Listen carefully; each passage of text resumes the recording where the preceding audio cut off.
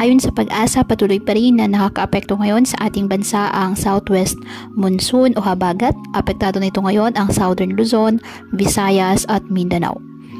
Samantala, wala tayong binabantayan o namamataang sama ng panahon, low pressure area o bagyo sa loob po ng ating PAR na maaaring makaapekto sa ating bansa. Wala ring nakataas na gale warning sa anumang baybayin ng ating karagatan, kung kaya malaya pa rin pong makapamalaot ang ating mga kababayang mangingisda at may maliliit na sasakyang pandagat.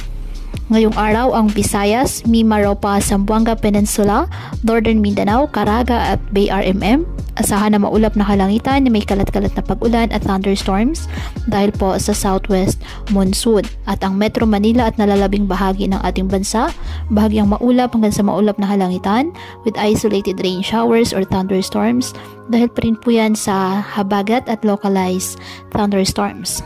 Kaya patuloy po na pinag-iingat ang ating mga kababayan sa mga posibleng pagbaha at pagguho ng lupa, lalo na kapag may malalakas na ulan, at ugaliin po na magdala palagi ng payong o kahit anumang pananggas na ulan kapag lalabas ng ating mga tahanan.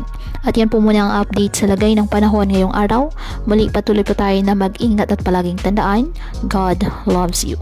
Stay safe and God bless po.